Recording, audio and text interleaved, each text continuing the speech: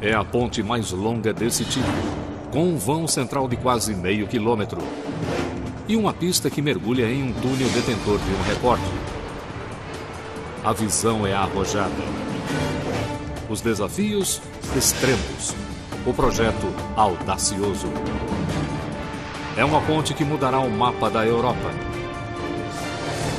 O que é preciso para construir uma das megapontes do mundo?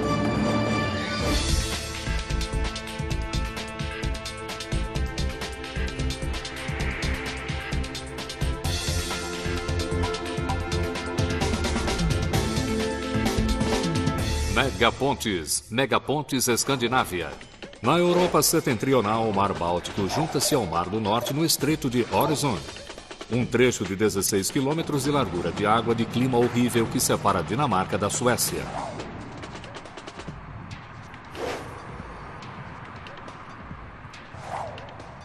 O Estreito de Øresund é uma barreira frustrante porque cada lado tem alguma coisa de que o outro necessita.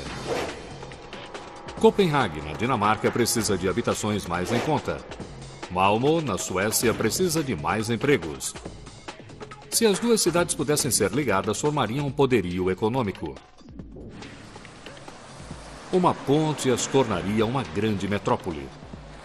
Mas uma ponte jamais foi possível, até agora.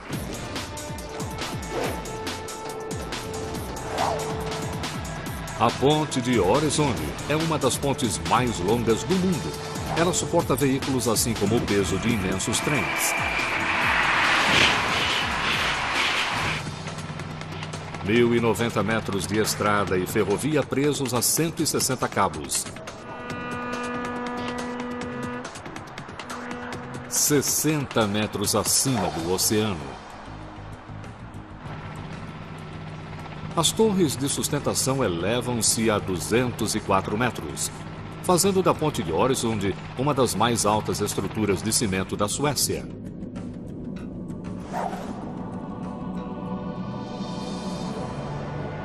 Sua altura é equivalente a um edifício de 60 andares. Esse projeto fantástico teve início oficialmente em 1991, quando dinamarqueses e suecos concordaram em ligar seus países. Foi um pacto de negociação complicada e o trabalho subsequente ficaria mais e mais difícil. Empresas dos dois países formaram um consórcio para a construção da ponte. O primeiro desafio desse consórcio foi decidir como construir uma ponte de 16 quilômetros. Desde o começo, eles enfrentaram um perigoso obstáculo. Na linha do litoral do lado dinamarquês localizava-se o Aeroporto Internacional de Copenhague, Kastrup. Simulações por computador mostram que construir uma ponte com altas torres atrapalharia o tráfego aéreo e poderia levar a uma tragédia. Uma ponte baixa seria segura para o tráfego aéreo, mas bloquearia os navios.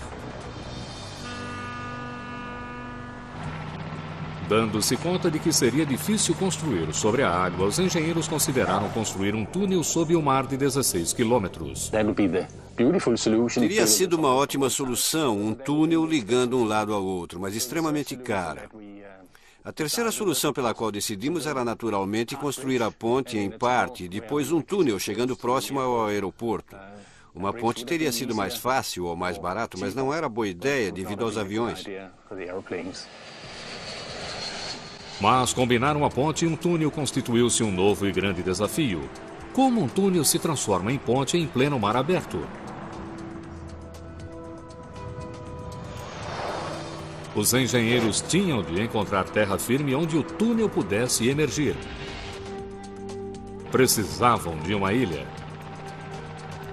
Infelizmente, não existia uma ilha. Assim, eles decidiram construir uma, da estaca zero.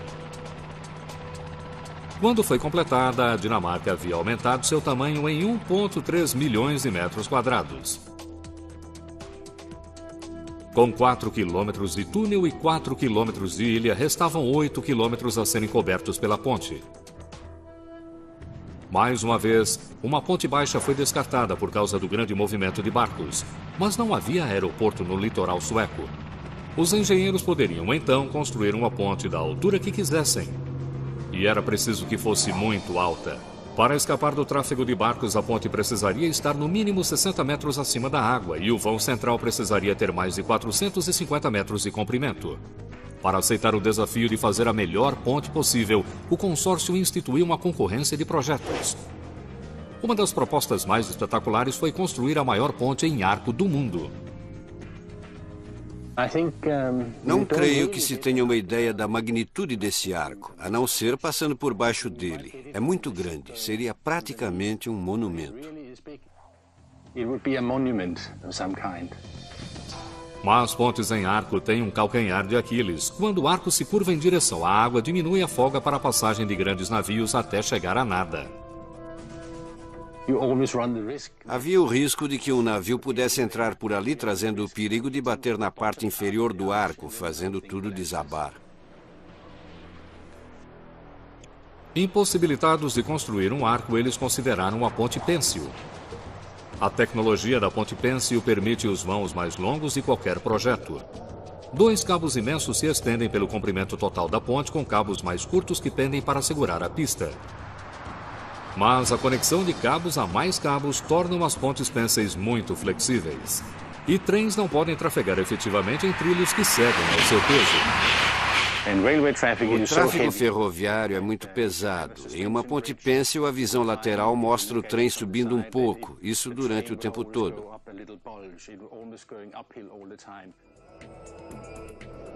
Ponte pênsil e ponte em arco foram ambas descartadas.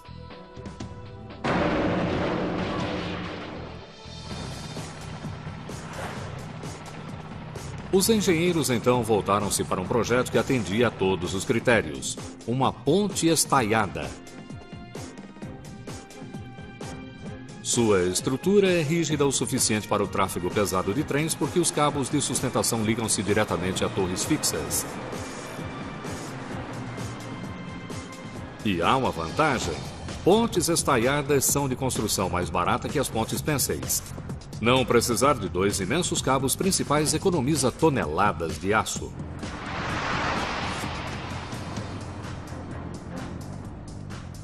A decisão foi tomada. O projeto que mais atendia às necessidades de Øresund era uma ponte estaiada alta de 2 níveis com 4 pistas em cima e uma ferrovia de alta velocidade embaixo. Seria uma estrutura monumental, a realização máxima nos 16 quilômetros do link de Øresund. Mas o tempo corria. O acordo entre a Suécia e a Dinamarca declarava que o link deveria ser completado em 5 anos. Seriam 5 anos para construir uma ilha artificial, uma ponte recordista e o maior túnel de seu tipo. A prioridade maior era a ilha. Seu prazo de construção era um dos mais críticos, 14 meses para ficar pronta. A obra começou em 17 de agosto de 1995, quando a primeira de bilhões de rochas foi colocada no meio do estreito. Essa pilha de pedras viria a formar uma ilha de 4 quilômetros, onde antes só havia água.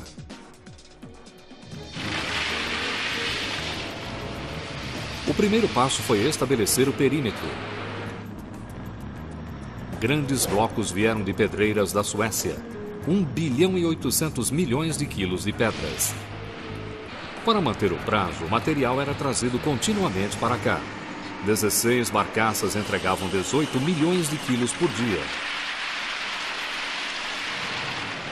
Cada carga era cuidadosamente depositada com a utilização do GPS para criar um perímetro de 12 quilômetros de comprimento. Em seguida, tinha de ser preenchido.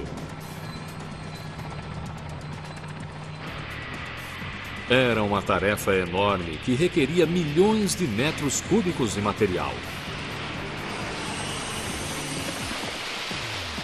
Dinamarca e Suécia foram buscar esse material no fundo do mar.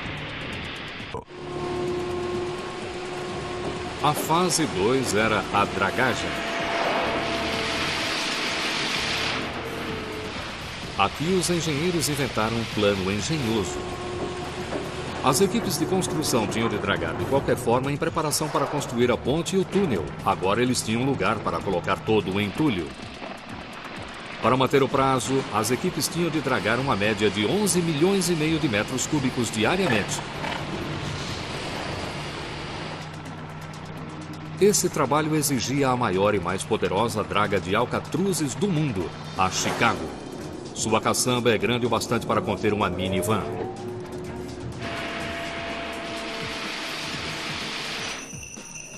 Um movimento de sua pá gigantesca pode escavar 22 metros cúbicos de leito do mar. Sua plataforma flutuante é tão grande que trechos do Mar Báltico não tinham profundidade para ela. Era preciso dragar uma rota para ela mesma, só para navegar até os canteiros de obra. Mas a dragagem era apenas a primeira parte do projeto. As equipes depois teriam de transportar uma quantidade assombrosa de terra dragada. Reuniu-se uma frota de 50 navios. Para seus pilotos, era um trabalho perigoso. Era preciso uma habilidade especial para transportar a carga enorme, lutando contra as fortes correntes, o mau tempo e a pouca profundidade. O maior trabalho de drenagem era a vala para o túnel submerso, com 11 metros de profundidade, 46 de largura e 4 quilômetros. Um total de 2 milhões de metros cúbicos de leito do mar. Já seria difícil dragar se estivessem lidando apenas com lama e pedras, mas não era isso. 90% compunham-se de uma rocha ultrassólida chamada calcário de Copenhague.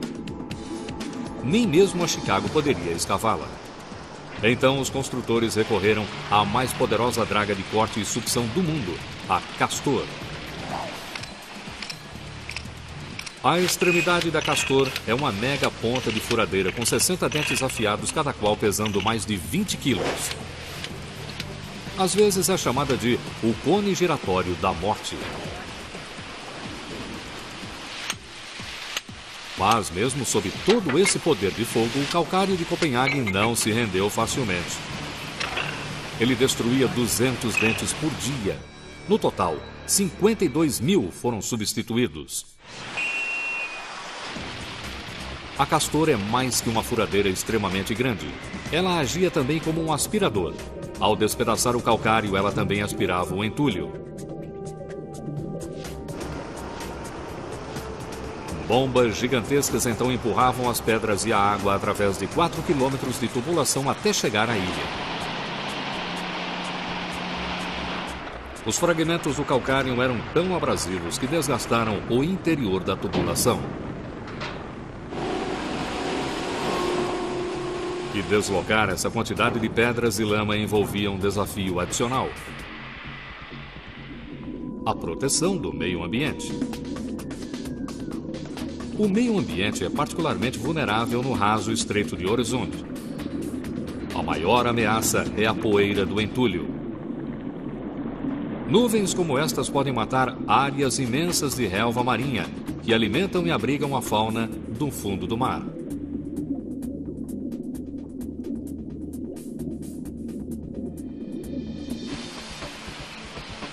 Para a Dinamarca e a Suécia, os danos ao meio ambiente poderiam cancelar o acordo. Um pacto foi feito. Se mais de 5% do entulho fossem espalhados, a dragagem seria interrompida, uma decisão que poria em risco todo o projeto. 5% do entulho não parece muito, mas corresponde a 340 mil metros cúbicos de pedras mal colocadas. Evitar derramamento requer o equilíbrio entre rapidez e cautela, mas os operários da dragagem conseguiram trabalhar dentro dos limites ambientais. Porém, eles estavam prestes a enfrentar outro perigo, que ameaçaria suas próprias vidas. 25 de novembro de 1995 foi o 30º dia de dragagem para o link de Øresund. Escavar os 7 milhões de metros cúbicos de fundo do mar parecia uma incumbência relativamente simples, e a equipe pensou que tudo correria bem. Mas a dragagem havia se tornado a parte mais perigosa de todo o projeto. Os trabalhadores não sabiam, mas estavam a poucos centímetros da morte. O problema começou quando a Chicago acidentalmente retirou uma carga perigosa, uma bomba pronta para explodir. Ela foi jogada em uma barcaça coberta de lama e ninguém percebeu que estava ali.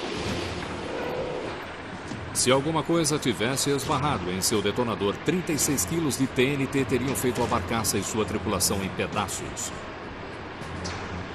Como a bomba veio parar aqui é uma história que data de 60 anos. Em maio de 1945, a Dinamarca celebrava o fim da Segunda Guerra Mundial. E a Real Força Aérea Britânica realizou um show aéreo sobre o porto de Copenhague com bombas ativas. Algumas afundaram sem explodir. E agora, 6 décadas depois, são mais mortíferas que nunca. Mesmo que a bomba tenha 50, 60 anos, ainda pode ser detonada.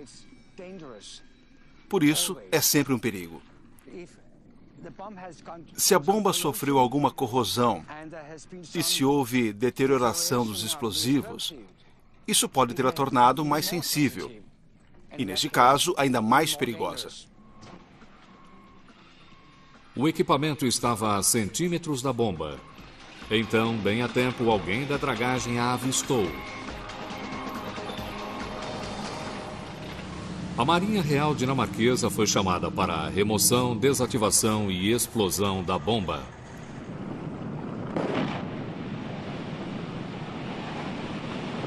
Estes peritos em bombas sabiam muito bem que o resultado poderia ter sido trágico. Se tivessem atingido a bomba com a draga, a caçamba ou o que fosse e ela explodisse, teria havido mortes.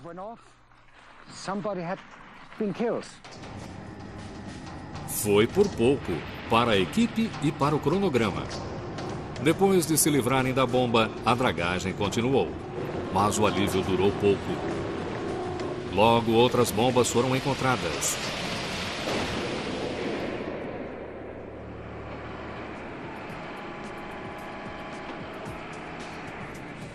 Felizmente, ninguém foi ferido, mas o cronograma sofreu grandes atrasos. Agora, nenhuma área poderia ser dragada antes de ser vasculhada à procura de bombas. –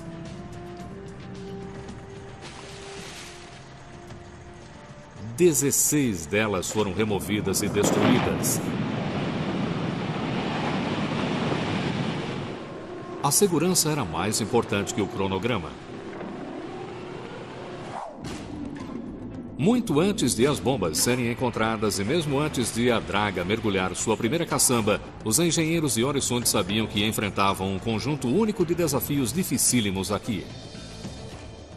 A Dinamarca e a Suécia eram separadas por 16 quilômetros de água entre suas margens, mas a diferença cultural entre os países era muito maior.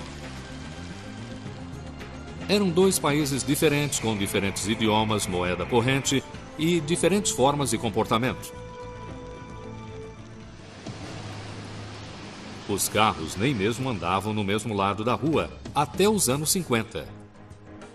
E os trens ainda trafegam pelo lado direito na Dinamarca e esquerdo na Suécia. Eles também funcionam em voltagens elétricas diferentes e usam diferentes sinais e frequências de rádio. Antes nada disso importava, porque os países jamais tinham sido ligados. Mas agora era um quebra-cabeça que tinha de ser resolvido antes da inauguração da ponte. Os engenheiros precisaram desenhar uma pedra de roseta computadorizada para que os vários computadores de trens pudessem se comunicar. Também precisaram criar um vocabulário padrão para que os operadores compreendessem as instruções orais. E os projetistas tiveram de inventar um equipamento elétrico que mudasse a voltagem dos trens de 25.000 volts para 15.000 volts quando em alta velocidade. As soluções eram tão complicadas que cada novo trem tinha de ser testado, sem passageiros, antes de poder utilizar o link de Øresund. E também havia um problema com emergências. O equipamento de combate a incêndio de um país era diferente no outro. A melhor solução foi colocar as 2 manilhas em cada hidrante. Os menores detalhes exigiam colaboração. Os países nem usavam o mesmo nome para o estreito. A palavra Øresund é uma mistura das versões dinamarquesa e sueca. Enquanto alguns membros da equipe pensavam em um nome para o link, outros continuavam a pensar como construí-lo. Os projetos pediam um túnel submerso maior que qualquer outro jamais construído. O primeiro passo foi construir uma fábrica para fazer as partes do túnel. A ideia era construir um túnel em 20 segmentos e depois juntá-los na vala. Até os segmentos viriam a quebrar o recorde mundial em tamanho. Eles tinham 175 metros de comprimento, 38 metros de largura e 8 metros e meio de altura, com 2 túneis para tráfego, 2 para ferrovia e 1 para saída de emergência. Um segmento enorme tinha de ser construído a cada mês, durante 20 meses. Na Dinamarca, a construção do túnel começou com 40 milhões de quilos, 40 mil toneladas de barras de aço reforçado. Elas eram dobradas e soldadas em uma imensa gaiola de aço e então colocadas em um molde enorme. Depois, a estrutura maciça era revestida com quase 8 trilhões de litros de concreto. De todas as partes descomunais do link de Øresund, os elementos do túnel eram de longe os maiores. Eles tinham o comprimento de 2 campos de futebol e a altura de uma casa de 3 andares. Uma única peça tinha o peso astronômico de 55 mil toneladas.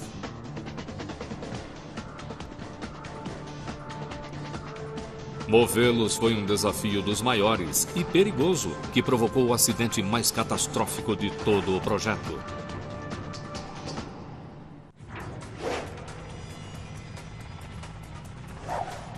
Cada segmento do túnel pesava mais que o equivalente a 24 ônibus espaciais. Todos juntos continham concreto suficiente para pavimentar uma estrada em volta da Terra 2 vezes.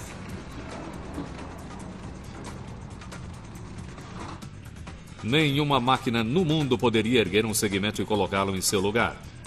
Os engenheiros tinham de tirar as peças de 55 milhões de quilos da terra firme e levá-las para o Estreito de Øresund.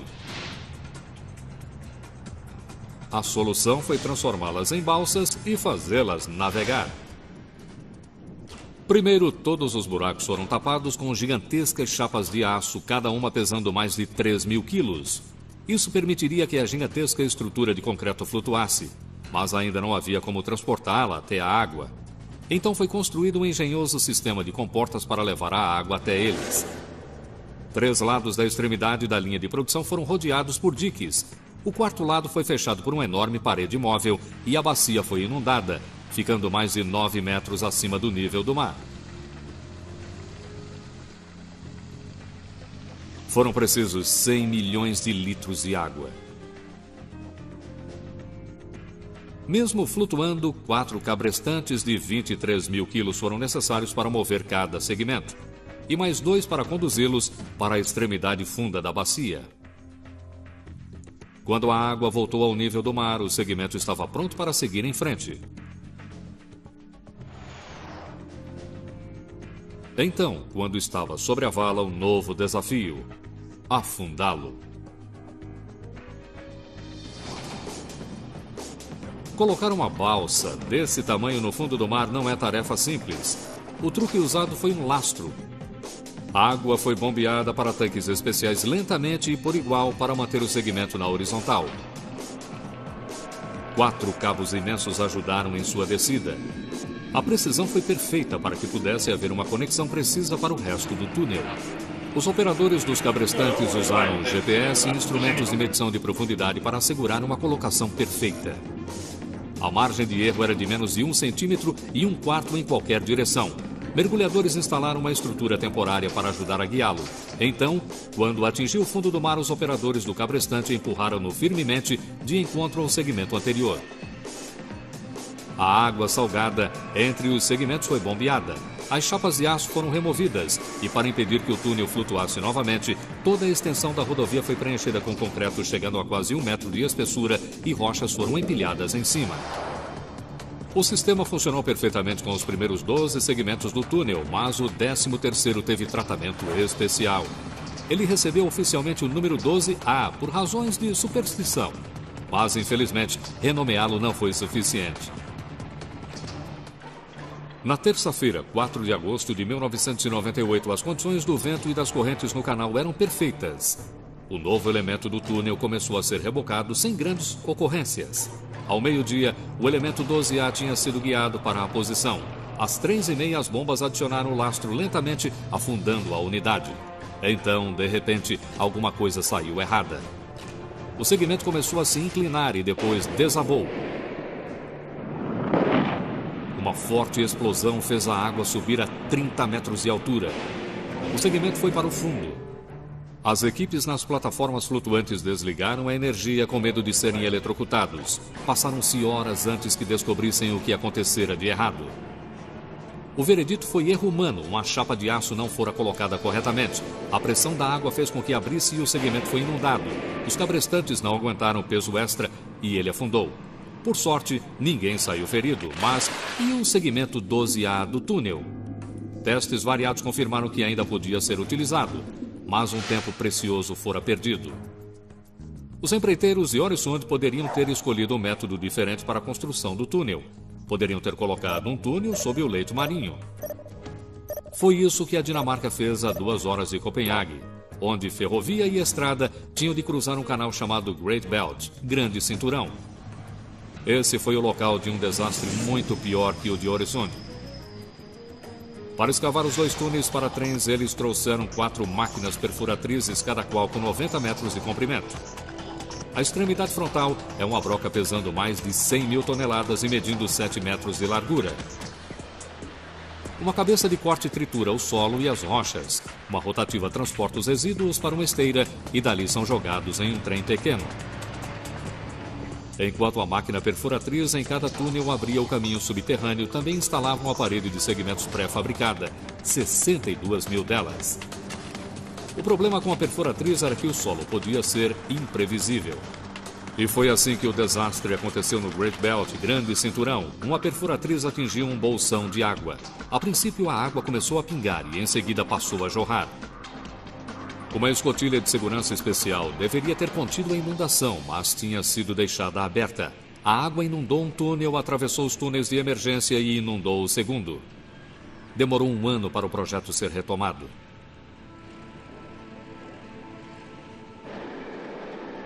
Este túnel diferia do túnel de Øresund. Ele atravessava o canal, assim trens pesados não teriam de usar a ponte.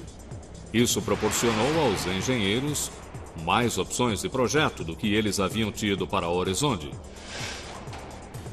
Eles conseguiram construir uma ponte pêncil e o fizeram de forma grandiosa. É a segunda maior do mundo, com um vão de quase 2.700 metros. As torres chegam a 250 metros, quase 30 metros mais altas do que as torres da ponte Golden Gate em São Francisco. Ao contrário da Øresund, a estrutura desta ponte depende de 2 cabos principais estendidos sobre as torres. Esses cabos monstruosos têm quase 1 metro de grossura e cerca de 3 quilômetros de comprimento. Os cabos principais são feitos com mais de 18 mil fios, cada qual mais fino que um lápis. Eles não são torcidos juntos, em vez disso são esticados um ao lado do outro, formando um feixe. Os cabos, depois de prontos, pesam mais de 9,5 milhões de quilos cada um. O truque da construção de uma ponte pêncil é ancorar cada extremidade do cabo. Para a ponte Great Belt, Grande Cinturão, os blocos eram enormes, pareciam pequenas ilhas. Cada um pesava mais de 300 mil toneladas. Pontes estaiadas, como a de Øresund, não tem nada disso. Blocos de ancoragem são usados apenas em pontes pênceis. Mas o cabo não pode ser somente enterrado no concreto, porque seria puxado para fora. O peso tem de ser espalhado por uma grande área. Enquanto o cabo entra no bloco de ancoragem, os fios reúnem-se em grupos cada vez menores. Quando os fios do Great Belt, grande cinturão, chegam ao concreto, seu peso é espalhado por 64 metros quadrados. É fácil ver a flexibilidade do cabo no bloco de ancoragem. É possível movê-lo com as mãos. Levaria algum tempo, mas ele começaria a se mexer. Agora está se movendo um pouquinho, 3 ou 4 milímetros. Mas está se movendo de cima para baixo, para o bloco de ancoragem. Era esse tipo de flexibilidade que a ponte de Øresund precisava evitar. Tinha de ser rígida para aguentar o peso tremendo do tráfego de automóveis e trens. E era preciso uma engenharia fantástica se pretendia quebrar recordes mundiais. Ter de construir uma seção de ponte de altura e tamanho tão grandes criou o maior desafio de todo o projeto Øresund. Os engenheiros avançavam com toda a rapidez para cumprir o prazo de julho de 2000. As últimas pedras tinham sido colocadas na ilha artificial e os elementos do túnel afundados. Chegara o momento de construir a mais longa ponte estaiada para veículos e trens.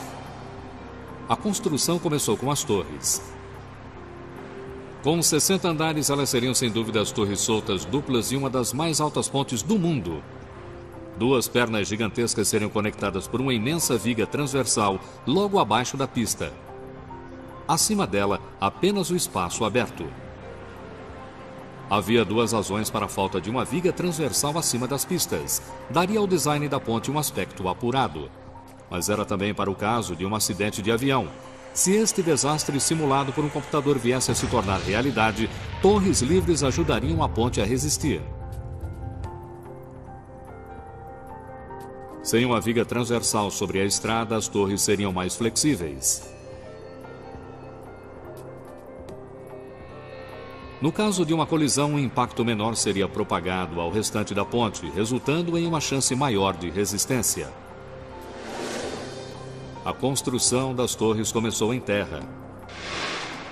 Assim como os segmentos do túnel, as fundações foram montadas em um dique seco. Elas eram enormes e suas bases cobriam 1.500 metros quadrados, terreno suficiente para uma casa com garagem e jardim. Seu peso morto ultrapassava 18 milhões de quilos. Eram muito mais leves do que os segmentos do túnel, mas movê-las era mais complicado. Elas mediam 22 metros de altura. O estreito de Øresund tinha apenas 7,5 metros de profundidade, então elas não poderiam flutuar como uma balsa. Tinham de ser transportadas. Mas não existia uma embarcação capaz de fazer isso. Assim, os engenheiros da Øresund construíram uma. Eles começaram com 2 barcaças imensas que, com as extremidades unidas, formaram um tipo de catamarã.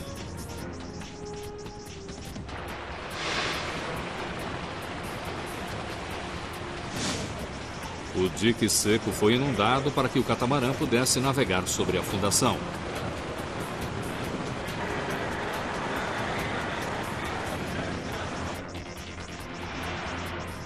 Foram necessários 5 enormes rebocadores para deslocar esse equipamento para o canal.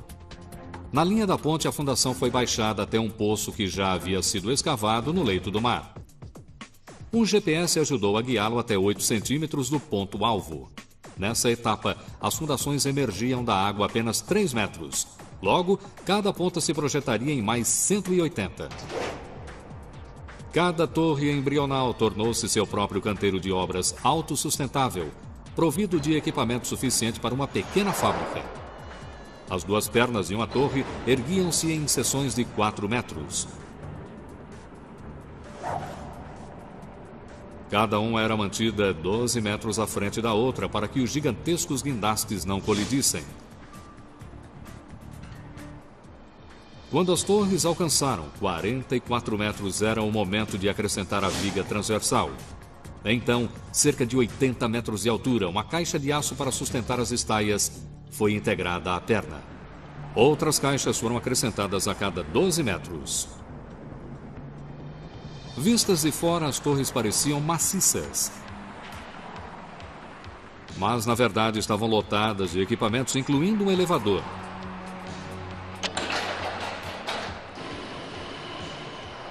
Há uma abertura no topo das torres.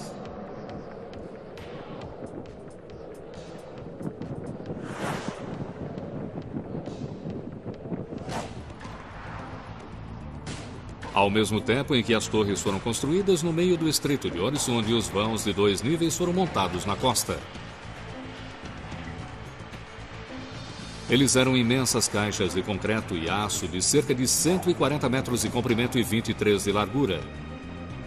A parte superior seria uma estrada de 4 pistas, enquanto que os trens trafegariam do lado de dentro. Os projetistas decidiram montar os trilhos do trem em um canal de cimento especial. No caso de um descarrilamento, essa depressão poderia manter o trem sobre a ponte. As bases dos vãos podem parecer maciças, mas, assim como as torres, elas são ocas e também continham equipamentos importantes. A ponte continha um total de 80 milhões de quilos de aço. E o aço tem um inimigo mortal: a ferrugem. A ferrugem poderia potencialmente destruir a ponte de dentro para fora. A pintura ajuda a proteger, mas não seria econômico pintar uma área tão grande.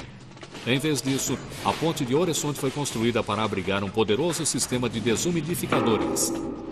Eles manteriam o ar interno abaixo de 60% de umidade relativa e, sem umidade, não há ferrugem.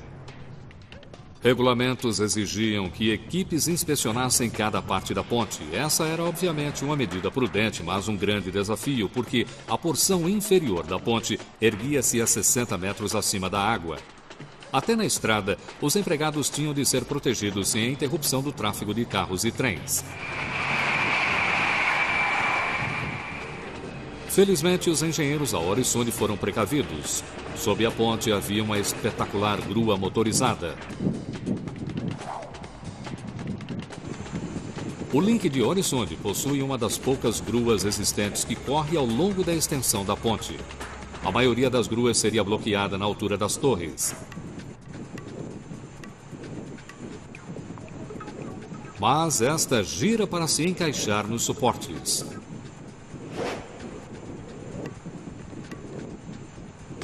Do outro lado da torre, a grua gira novamente e continua seu caminho. Quando a equipe se posiciona no lugar certo, a grua de Oresund funciona como um gigantesco canivete suíço, equipado com dispositivos exóticos. Um braço hidráulico carrega um operário pelo lado externo das vigas de suporte, erguendo-o e atravessando a estrada por cima. O acesso é fenomenal e o mais importante é que ele não interrompe o fluxo do trem e o tráfego de automóveis. Estando a tamanha distância da água, o braço proporciona o acesso a equipamentos como este, criado especialmente para a ponte de Oresund. É um amortecedor que reduz vibrações do cabo que potencialmente poderia reduzir em décadas a vida da ponte.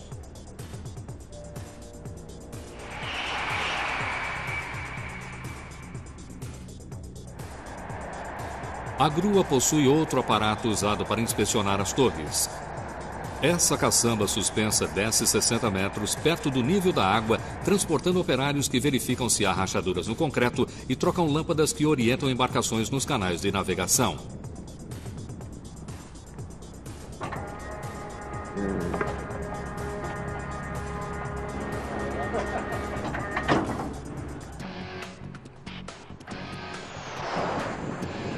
Da grua, é fácil ver que a plataforma foi construída em partes, mas não é óbvio entender como elas chegaram aqui.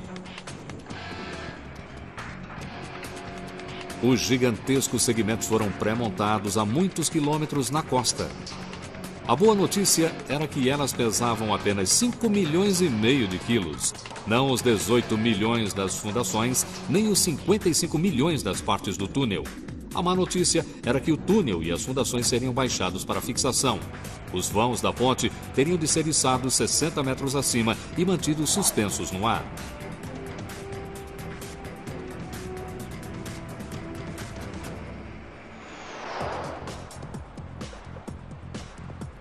De qualquer forma, o Link de Oresund foi um dos projetos de engenharia mais ambiciosos do século XX. Os empreiteiros construíram, do nada, uma ilha artificial de aproximadamente 9 quilômetros. Eles escavaram 4 quilômetros do resistente calcário de Copenhague e montaram o maior túnel submerso do mundo. Agora, faltando apenas um ano, era o momento de começar a última e mais espetacular etapa da construção. Finalmente, ela começaria a parecer uma ponte.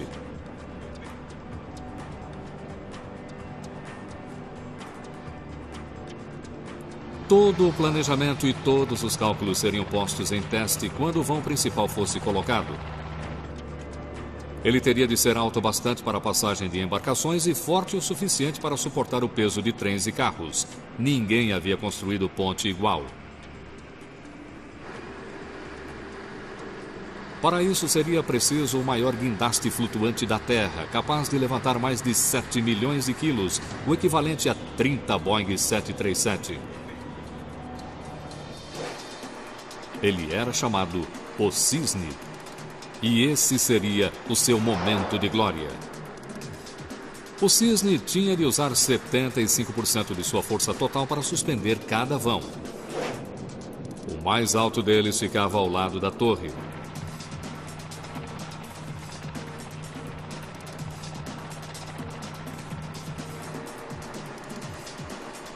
As equipes prenderam os cabos. O primeiro cabo media 50 metros de comprimento. Cada novo cabo seria maior que o anterior. O mais longo ultrapassaria 260 metros. O Cisne trouxe mais um vão. A estrada, sustentada por um cantilever, distanciava-se da torre e aproximava-se do recorde mundial. Era o momento mais vulnerável para a ponte. Andaimes temporários ajudavam, mas a ponte não demonstraria sua resistência total até que todas as partes estivessem assentadas. Ventos e tempestades poderiam ser desastrosos.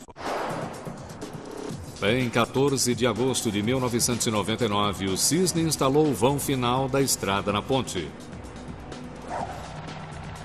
Dinamarca e Suécia estavam ligadas pela primeira vez. O príncipe Frederick da Dinamarca e a princesa Victoria da Suécia encontraram-se na primeira travessia da fronteira. Durante 9 anos, o prazo final da construção afetou tudo e todos que estavam envolvidos na criação do Link de Øresund. Finalmente, em 1º de julho de 2000, às 11 horas da noite, o Link de Øresund foi inaugurado oficialmente, dentro do tempo e orçamento previstos. A ponte foi inaugurada, mas os desafios não pararam por aí. Ela teria de restituir cada centavo investido em forma de pedágio. O orçamento oficial previsto para a ponte, túnel e ilha foi de cerca de 3 bilhões de dólares americanos, mas as despesas jamais terão fim, porque sempre haverá manutenção. Pouco tempo depois da inauguração, os engenheiros descobriram um problema com as grades de proteção. Os parafusos estavam oxidando. Um parafuso não era grande problema, mas havia 16 mil deles. Se eles enferrujassem, um pequeno acidente de tráfego se tornaria um salto para a morte. As equipes tiveram de agir rapidamente para evitar que todos os parafusos enferrujassem. Era um trabalho enorme, mas seria melhor do que esperar e substituí-los mais tarde. Para isso, teriam de danificar o concreto.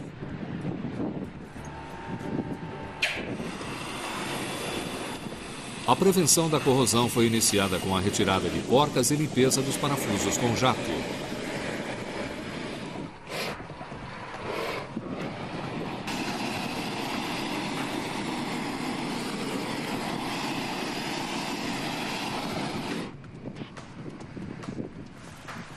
Para evitar a umidade, equipes revestiram os parafusos com gel e utilizaram arruelas mais adaptáveis.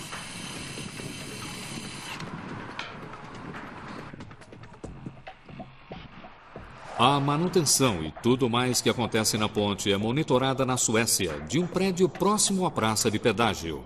No seu interior, há um centro de comando de alta tecnologia. Informações precisas são enviadas a tempo para evitar problemas com a ponte. 30 mil pontos de informação na ponte enviam dados para os computadores da sala de comando. Os operadores monitoram a segurança continuamente. Há 256 câmeras no link, um número difícil de monitorar, mas um computador ajuda.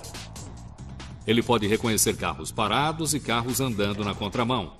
Ao detectar um problema, ele alerta os operadores e indica a câmera correta. Os operadores também podem controlar as câmeras manualmente, as quais possuem um zoom poderoso. Uma das agradáveis surpresas do link de Øresund não pode ser vista na sala de controle, está sob a água. As 51 pilastras da ponte causaram um impacto ambiental inesperado. Elas se tornaram recifes artificiais, cobertos de mexilhões e plantas que oferecem alimento e abrigo a criaturas marinhas. Os ambientalistas que inicialmente foram contra o projeto Øresund agora documentam uma explosão de vida aqui. Criar um link fixo ao longo de 16 quilômetros do Estreito de Øresund foi um sonho de gerações. Foi um esforço técnico monumental que levou a tecnologia ao limite absoluto e estabeleceu um novo recorde mundial, da costa da Dinamarca à costa da Suécia. O maior túnel de concreto submerso do mundo. A mais longa ponte de 2 níveis para carros e trens do mundo. E os pórticos de perna dupla mais altos do mundo.